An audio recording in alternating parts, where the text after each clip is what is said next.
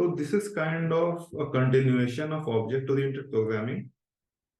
So in the previous video, I was kind of not satisfied with a couple of concepts which I explained, and I wanted to emphasize some clarity on those. To be more specific, class methods and static methods. So this is an example class which we had already seen. So this is a class dice, and we have two class variables in this class. One is sides, which is a list of strings 1, 2, 3, 4, 5, and 6. This is another counter class variable c equals 0. Now we had seen previously that there's a class method choose, and what it does is whenever we call the class method from anywhere, it kind of increases the counter.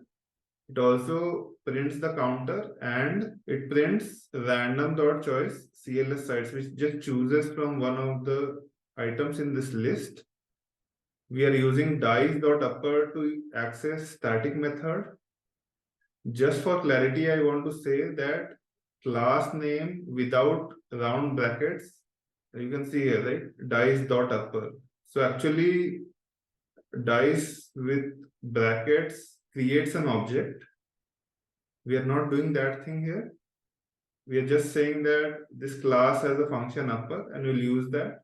Similarly, we have a static method upper, which just returns uppercase of the string. First thing is we can use any class method without creating an object. For example, dice.choose. So without a creation of any object, we have just called choose, and it actually kind of modifies the state of the class. I've also chosen to show that we can actually create an object of dice, and using that object also I can call the class methods. And all of these actually are increasing the counter. So in that sense, what I wanted to show is either I am directly accessing the choose function or via an object or via as many objects as I want. There is one common class state. Let's look at that. Let's get the terminal.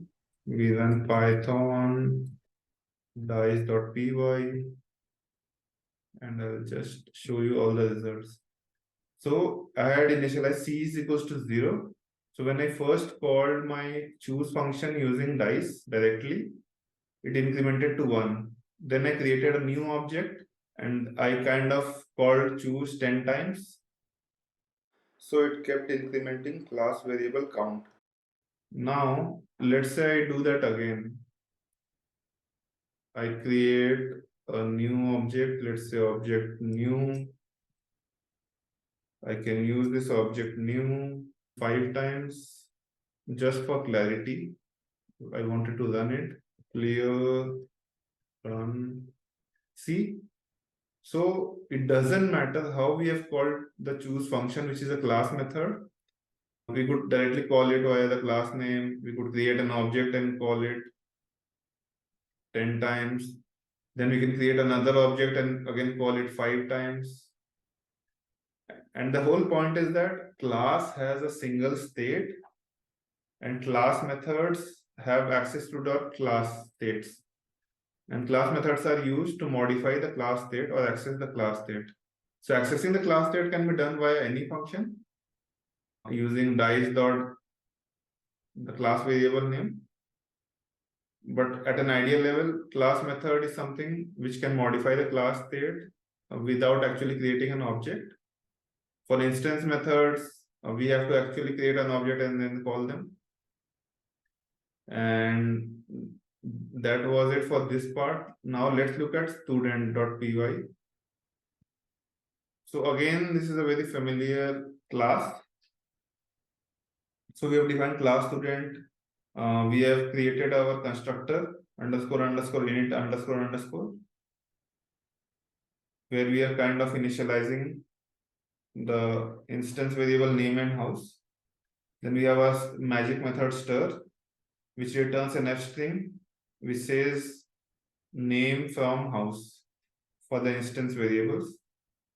Then we have two methods. One is getter method for name, One is setter method for name. In getter method, we just return self dot underscore name. In the setter method, we set underscore name with the input, and we also validate the inputs. Similarly, we have getter method for house, setter method for house. It also validates the value we feed in for setting. Now, this is the interesting part I wanted to discuss, which was kind of not clear last time. So we have this class method which takes in the argument CLS to access class. We take two inputs, one is for name, one is for house, and then we can kind of create a class object using CLS with name and house, which gives us a student object, and we can return the student. This is via class method. But the thing is, there's another way to do it. We can use static method, which I'm calling get underscore s. We do the same thing, but instead of using CLS, we can directly use student class. And just to check that it works, I've done it twice. First, I'm using the get method, which is a class method. And again, just for clarity, I'm just emphasizing that it is student dot get, not student braces dot get. Here also student dot get s. So the main point I'm trying to emphasize here is that whether it's a class method or static method, we don't need those brackets. We just use class name dot get or class name dot get s, whether it's a class method or static method. So let's run it and see. So let's just run python student.py. First, I will enter Ravi is the name, blue is the house, and it prints Ravi from blue. Next is Dev from green, and it prints Dev from green. So either it's a static method or it's a class method, both is working. Let's run it again with some invalid values, Dev black, and it gives me an error, value error, invalid value. And this is what I was expecting.